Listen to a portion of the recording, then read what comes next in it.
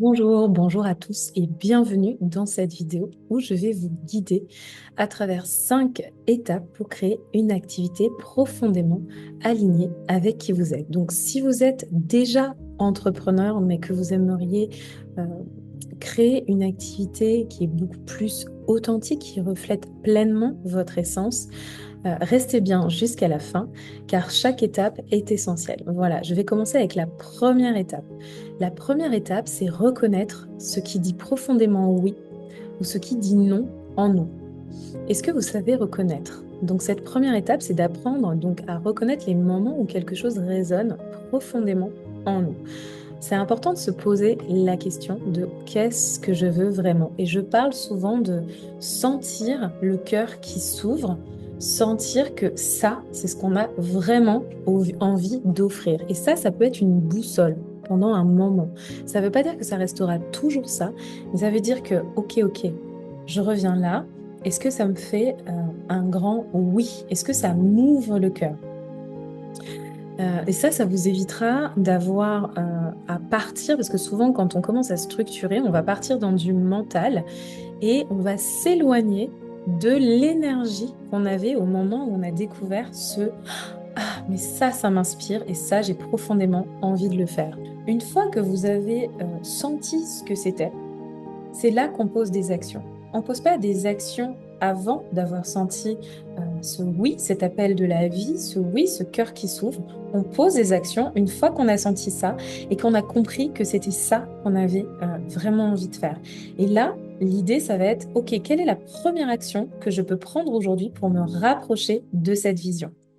Et une fois que vous avez posé cette action, comment vous pouvez vous engager sur les 6 prochains mois, parce que ça prend du temps d'aller vers sa vision, ça prend du temps avant qu'il y ait une matérialisation, parce qu'on est dans un monde où les choses, entre l'idée et la matérialisation, il y a un temps de concrétisation, et l'entrepreneuriat, ça prend du temps. Donc comment je peux sur les 6 prochains mois, garder, garder mon focus, garder cet engagement de ces actions qui vont me rapprocher de ma vision.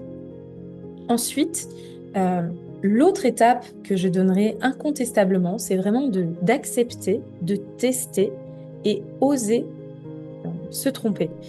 Alors, un business aligné, c'est pas quelque chose de figé. Justement, quand c'est aligné, c'est aussi aligné à nos aspirations profondes. Donc, il faut absolument accepter qu'à un moment donné, ça ne nous correspond plus. Et ça évolue constamment. On évolue intérieurement, le business évolue, puisqu'il est le prolongement de nous-mêmes. Donc prenez le risque, quand vous avez posé ce grand oui, cette première étape, de prendre le risque de tester des choses, même si ça implique de se tromper, même si ça implique de se croire ridicule.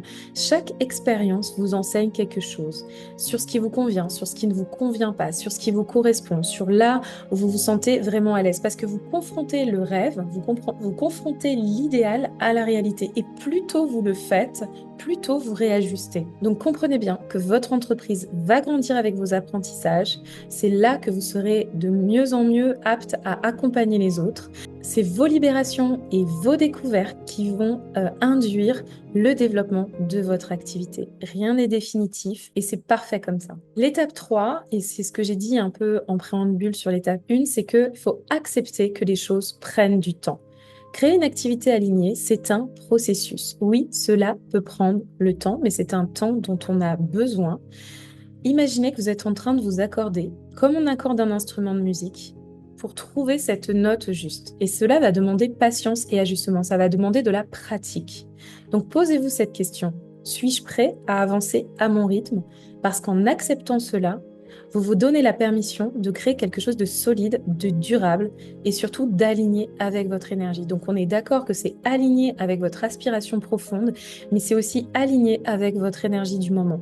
Je partageais aujourd'hui dans le groupe Entrepreneurs Conscients qu'il y a des cycles de création et de destruction.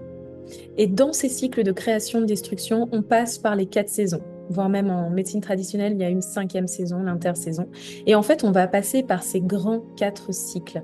Et pour chaque chose qu'on va créer, c'est à accepter.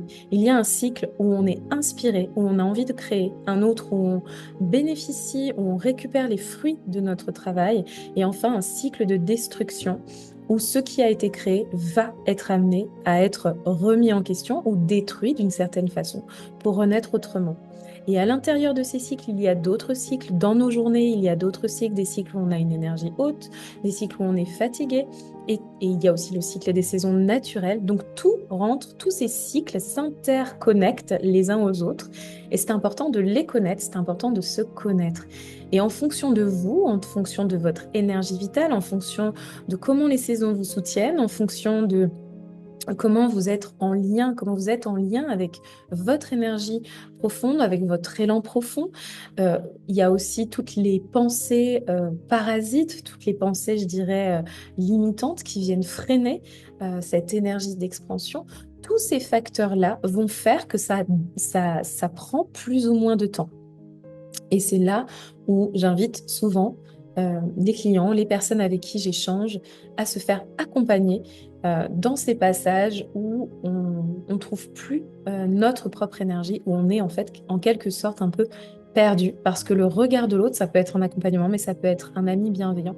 Le regard de l'autre permet vraiment, pareil, de se recalibrer. C'est comme si on avait quelqu'un qui nous écoute en face et qui nous permet vraiment de nous ajuster et de retrouver notre axe. L'étape 4, c'est de demander constamment des retours extérieurs.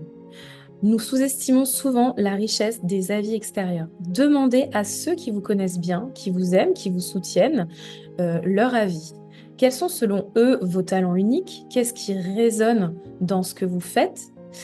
Demandez aussi à vos clients, surtout ceux avec qui ça s'est profondément bien passé, qu'est-ce qui vous a marqué dans votre collaboration?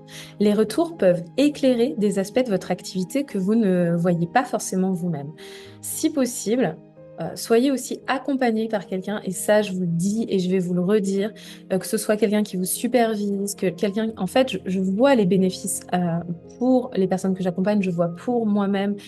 En fait, on avance plus sereinement, pas forcément plus vite, mais en tout cas beaucoup plus sereinement quand on a quelqu'un de bienveillant à ses côtés. Ça peut être un thérapeute, ça peut être, voilà, encore une fois, un ami fidèle.